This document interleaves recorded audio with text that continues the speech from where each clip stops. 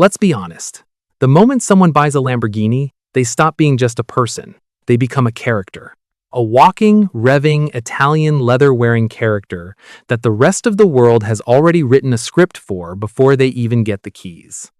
And the funny thing is, most of the time, the script is pretty accurate. Because Lamborghini buyers are not a random group of people who just happen to fall in love with a car. They are a taxonomy. A beautifully absurd collection of human archetypes, each one convinced they are completely unique, each one showing up to the same valet stand in different shoes but the exact same story. And today, we are going to talk about all of them. Let's start with the one everyone knows, the guy who made his money fast. Too fast, honestly, for anyone around him to fully process. Maybe it was crypto, maybe it was real estate, maybe it was a business that scaled in 18 months, and he still can't quite believe it himself. He is 31. He has a watch that costs more than most people's cars.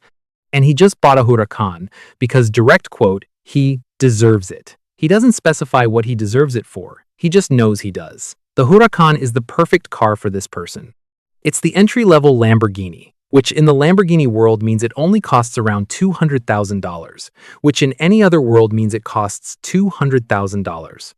It screams money loudly enough to be heard from a block away, but just subtly enough that he can tell himself he's being tasteful. He is not being tasteful, but we love him for trying.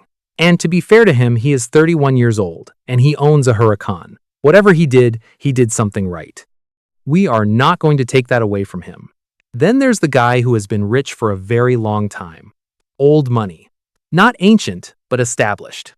Somewhere around his late 40s, he decided that nice things were no longer enough. He wanted things that made people uncomfortable. He wanted an Aventador SVJ, 770 horsepower.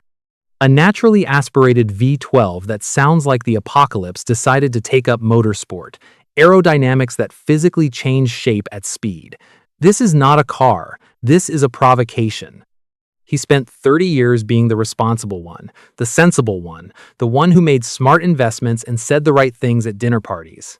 And one day he woke up and thought, no, I am going to buy the loudest, most impractical machine ever bolted together, and I am going to drive it to brunch, and I am going to park it where everyone can see it, and nobody is going to say a single word about it because I have earned this.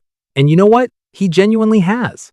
Every single decibel. Now, here comes the influencer. He bought the Urus. And before you roll your eyes, the Urus is actually more complicated than it looks. It is a Lamborghini SUV.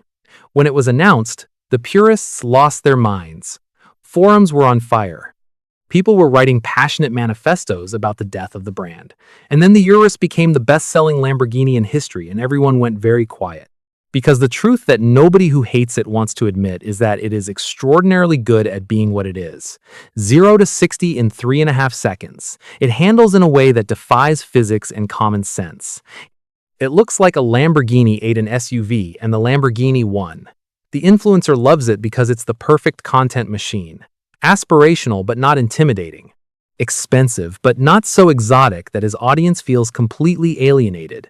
It fits camera equipment in the back. He did a slow-motion car wash video that got 4 million views. We don't need to think about that too hard. But the Urus controversy connects to something bigger about this brand. Lamborghini has always had this fascinating relationship with its own identity. This is a company that started because Ferruccio Lamborghini, a tractor manufacturer, got into an argument with Enzo Ferrari about a clutch. That is the actual origin story. A man was annoyed about a clutch, and in response, he built one of the greatest automotive brands in history.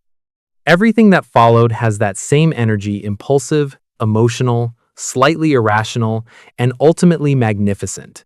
The Urus fits perfectly into that tradition. It makes no logical sense that this car exists, and yet here it is, outselling everything else in the lineup by a significant margin. Ferruccio would have understood completely. He probably would have ordered one in yellow. The Countach deserves its own moment.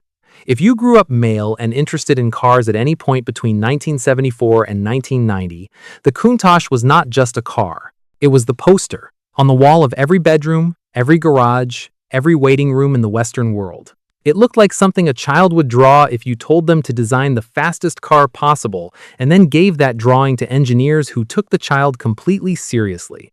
Wedge shape, scissor doors that swung upward like the car was perpetually startled. An interior that was technically functional if you were under 6 feet tall and had no interest in seeing out of the rear window. And a name Countach, which in Italian dialect is essentially an exclamation of disbelief, which is exactly the correct name, because that was everyone's reaction, every single time. For 16 years. There is a type of Lamborghini buyer who is not buying a car at all. He is buying the poster. He is 47. He had that poster, and now he has the money.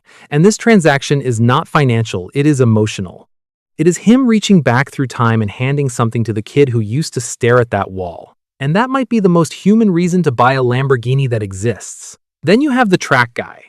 He is the one everyone else in this group slightly resents, because he is the only one who is completely right about everything and he knows it. He bought the Huracan Performante, and he is using it for its actual intended purpose. He goes to track days. He knows what oversteer feels like from the inside. He can tell you the difference between a cold tire and a warm one mid-corner. He has strong, specific opinions about brake bias. He is not performing anything. He is not making content. He is just driving. Very fast, very well. The Performante held the Nürburgring production car lap record when it launched.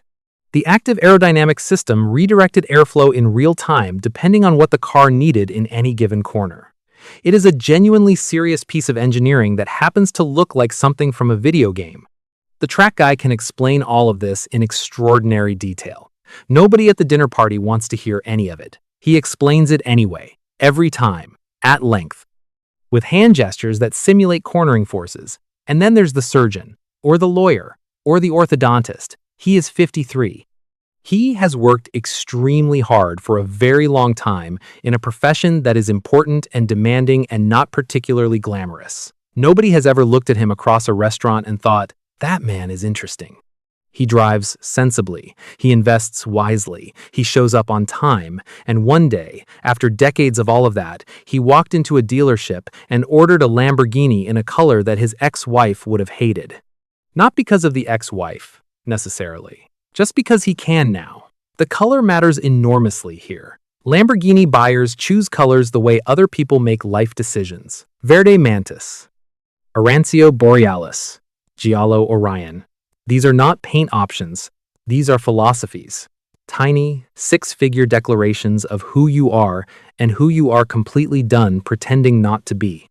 He chose orange. It suits him more than anything he has worn in the last 20 years. We also need to talk about the Diablo, because the Diablo was peak Lamborghini in the most specific and wonderful way. Produced from 1990 to 2001, it carried the brand through one of its most turbulent periods, which included being sold multiple times and briefly being owned by a company that primarily made Chryslers. The Diablo had 500 horsepower in its base form, in an era when 500 horsepower was genuinely terrifying rather than merely impressive. It also had a well-earned reputation for punishing drivers who got overconfident, which in the Lamborghini universe is called character, and in the insurance universe is called a very uncomfortable phone call. The people who owned Diablos in the 90s were either very talented drivers, very wealthy, or extremely fortunate. Many were none of these things. All of them have stories. And then there's the YouTube generation buyer, because he is now a significant portion of the showroom and he deserves full recognition. He is 29. He grew up watching supercar videos at 11 at night when he should have been asleep. He watched every drag race, every owner review, every delivery vlog. He knows the 0 to 60 numbers by heart. He knows which color adds resale value and which dealer has the shortest wait list. And when he finally made enough money through something in tech, or a business that nobody around him fully understands but clearly works, he walked into that dealership knowing more about the car than the salesperson did. He is the best-informed Lamborghini buyer in history. He is also the most photographed. There are currently somewhere north of 800 pictures of him with the car across his social media accounts. He does not consider this excessive. His comment section considers it aspirational. Both of them are right, and neither of them is entirely wrong. Here's what ties all of them together: the orthodontist, the influencer, the track guy, the crypto millionaire, the man who had the poster, the kid who watched every video. They are all saying something with this purchase. Something about who they are, or who they think they are, or who they want the world to understand them to be. And Lamborghini, more than any other brand in the automotive world, invites exactly this kind of projection. It was designed to from the very beginning. From the moment Ferruccio sat down with a team of designers and engineers and said, "Make something that will make Enzo Ferrari embarrassed," the car has been a statement. Not transportation. Not engineering for its own sake. A statement. The stereotypes are real. The cliches are completely earned. And the people who roll their eyes at Lamborghini buyers are, in their own quiet way, paying attention to the cars, which means the cars are doing exactly what they were built to do. You do not buy a Lamborghini to blend in. You do not choose Verde Mantis because you want to go unnoticed. You do not engineer scissor doors onto a vehicle because you are interested in being subtle. You buy a Lamborghini because at some point in your life, something in you decided that subtle was someone else's problem. That practical was a conversation you were done having. That the version of you who played it safe had been running things long enough. The engine starts, the neighbors look up from whatever they were doing, and somewhere nearby there is a 12-year-old kid with his face pressed against a fence watching you pull out of that driveway, and he is going to remember this exact moment for the rest of his life. And one day, he is going to sign the paperwork. And the cycle continues.